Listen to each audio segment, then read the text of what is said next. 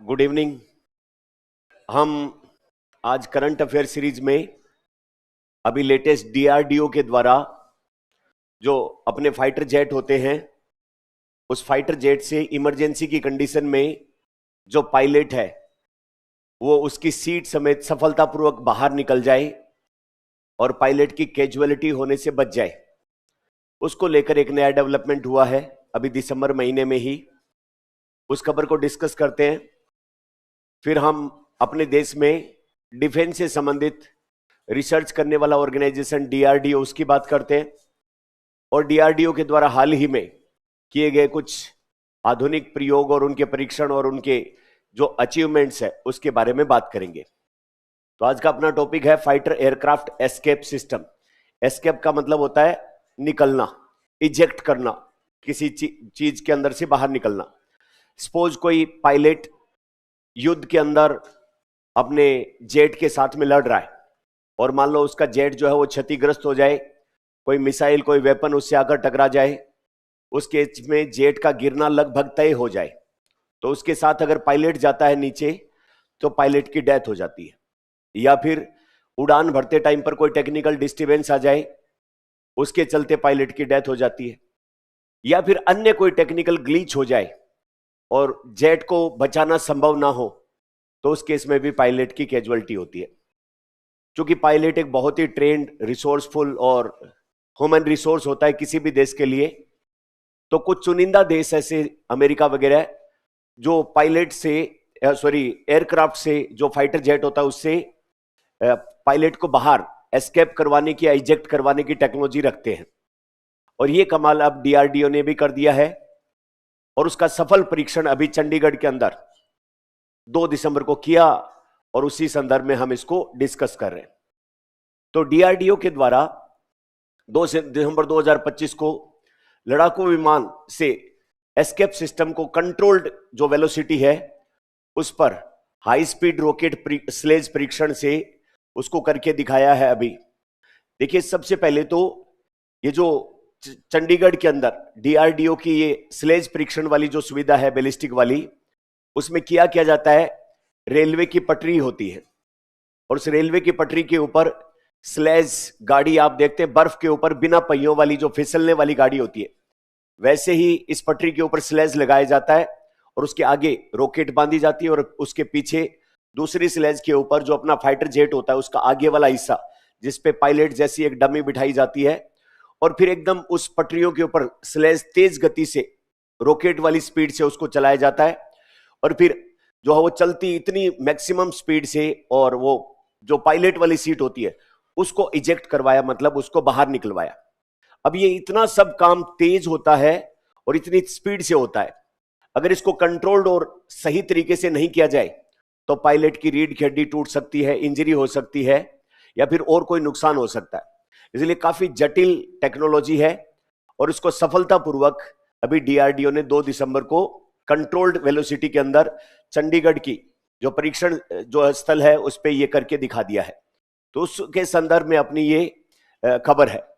तो चंडीगढ़ के स्थित टर्मिनल बैलिस्टिक रिसर्च लैब में रेलवे ट्रैक के ऊपर रॉकेट स्लेज, यानी कि बिना किसी पहियों वाली पटरी के ऊपर फिसलने वाला जो प्लेटफॉर्म है उसको हमने क्या बोला, स्लेज, और उस स्लेज के ऊपर क्या बांधा, रॉकेट, और उस रॉकेट के पीछे जो है वो अपने एरोक्राफ्ट जैसा एक आगे का हुड लगाया और उसमें पायलट की डमी बिठाई और उसको मैक्सिमम स्पीड से और कंट्रोल्ड वे में उससे इजेक्ट करके परीक्षण किया है। किसने इसको डिजाइन किया परीक्षण को? एरोनॉटिकल डेवलपमेंट एजेंसी एडीए और एचएएल, हिंदुस्तान एरोनॉटिक लिमिटेड, इन दोनों ने मिलकर कोई एयरक्राफ्ट भी बनाया क्या? तेजस, है ना, तेजस 4.5 जनरेशन वाला एयरक्राफ्ट इन दोनों ने मिलकर बनाया। तो इन्होंने ही ये जो है वो सेफ इजेक्ट करने वाली टेक्नोलॉजी का यहां पर सफल परीक्षण करवाया। इससे भारत उन बहुत ही थोड़े से देशों में शामिल हो जाएगा जिनके पास ये अपने इंडिजिनसली डेवलप की गई जो पायलट के बाहर निकालने की जो है वो टेक्नोलॉजी उनके पास है।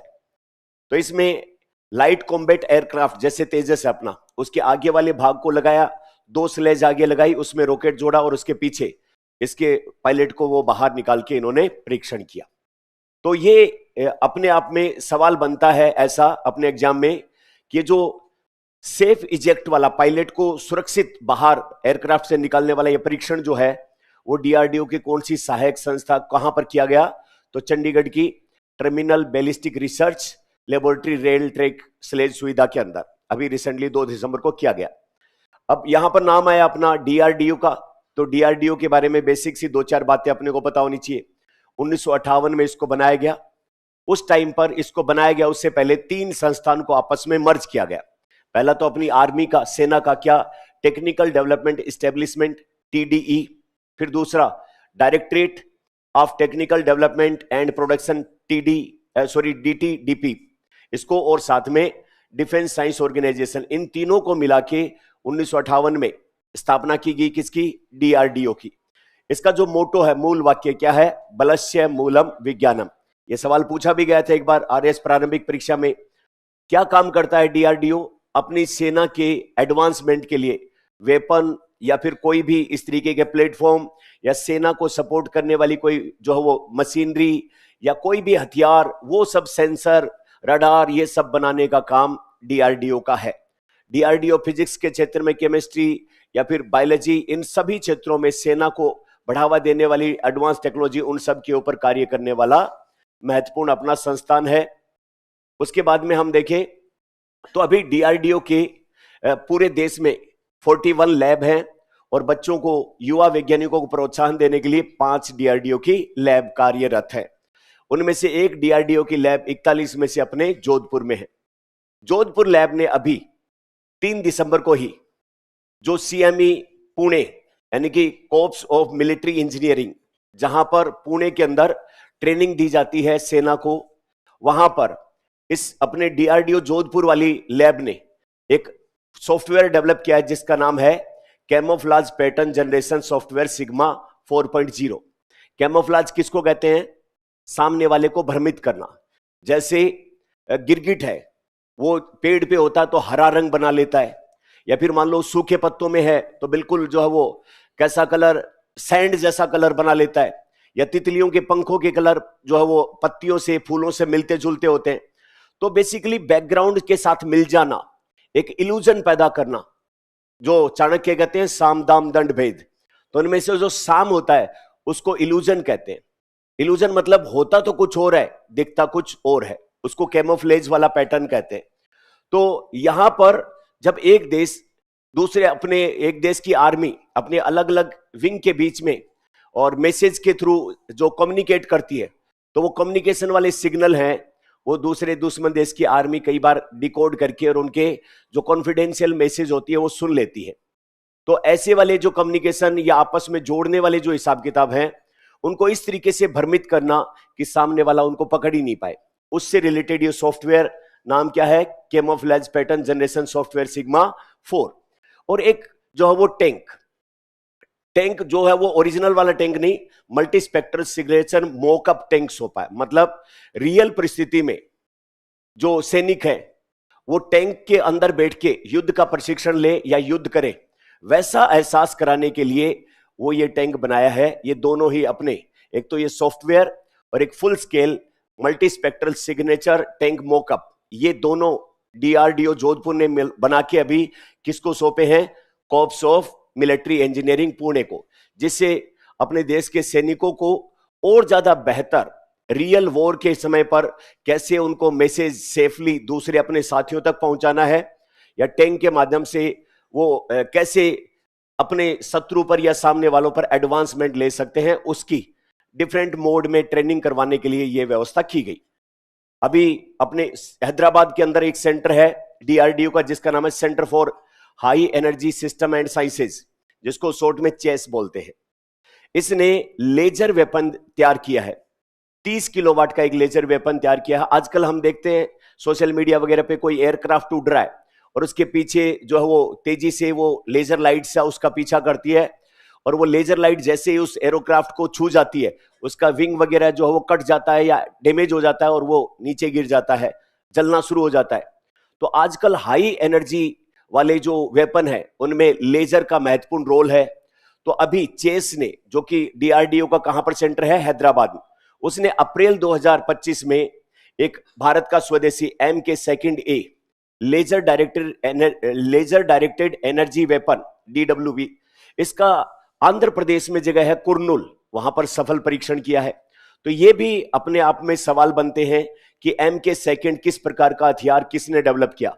तो चेस कहां पर, हैदराबाद। किसकी लैब है, DRDO की।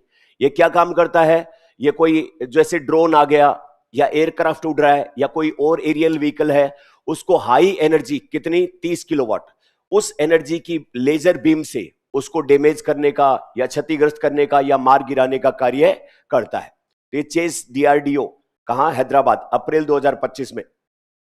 तो दो अपने जोधपुर वाले जो अभी रिसेंट कल परसों की घटनाएं हैं, और एक ये DRDO का रिसेंट एडवांसमेंट है। तो ये भी लेजर वेपन प्रणाली में एडवांसमेंट के हिसाब से अपना बात करें। उसके बाद हम अपने बात करें तेजस की। जो फाइटर जेट हैं उनकी अलग अलग पीढ़ियां हैं, अलग अलग जनरेशन है।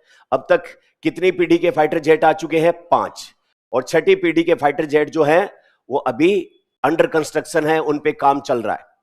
तो ये जनरेशन ऑफ फाइटर जेट किस आधार पर तय होती है, उसमें कम्युनिकेशन सिस्टम कैसा, रडार कैसे लगे हुए हैं, एडवांस वेपन लगे हुए हैं कि नहीं लगे हुए हैं, इस तरीके की जो सारी स्पेसिफिकेशन होती है, या स्टील्थ उनके अंदर जो है वो दूसरे राडार वगैरह से छिपने की उनमें टेक्नोलॉजी है या नहीं है, वो सारी जो स्पेसिफिकेशन उस आधार पर अलग अलग फाइटर जेट है। तो अपने HAL और ADL ADA एरोनॉटिक डेवलपमेंट जो है वो एजेंसी, तथा जो है वो अपना बनाने वाला HAL, इन्होंने DRDO की ADA ने तो उसका डिजाइन किया और बनाया किसने है, हिंदुस्तान एरोनॉटिक लिमिटेड ने अपना तेजस बनाया है। जो विमान जो फाइटर जेट है उनकी जनरेशन में कौन सा है, 4.5, फोर्थ जनरेशन से एडवांस, फिफ्थ जनरेशन से थोड़ा सा कम। तो ये जो है वो अभी अपने एकल इंजन वाला सिंगल इंजन है इसमें, और इसका मल्टी रोल, यहां पर मल्टी रोल का मतलब है बहुत सारे रोल प्ले कर सकता है। क्या रोल प्ले कर सकता है, ये हवा से हवा में खुद उड़ रहा है, और उस टाइम इससे मिसाइल या कोई भी वेपन छोड़ा जाए, सामने कोई एरियल ऑब्जेक्ट है उसको हवा से हवा में नष्ट कर सकता है। दूसरा, हवा में खुद है, नीचे जमीन पर नष्ट कर सकता है, या इसको निगरानी यानी कि मॉनिटरिंग जैसे कामों में लगा सकते हैं। तो इसका मतलब ये कितने रोल कर सकता है, 3 रोल कर सकता है। तो 3 रोल में फिट हो सकता है, या 3 से ज्यादा और भी एडवांस रोल इसके हो सकते हैं, इसलिए इसको क्या बोलते हैं, मल्टी रोल लाइट कॉम्बैट, मतलब हल्का लड़ाकू विमान हमने तैयार किया है। किसने, ADA ने इसका डिजाइन किया है और इसका डेवलपमेंट किया है HAL ने। अब एक सवाल सोल्व करते हैं इसका, है ना, जो आज वाले उस पे आधारित है, इसका उस सवाल को सोल्व करते हैं, फिर आगे की बात करें।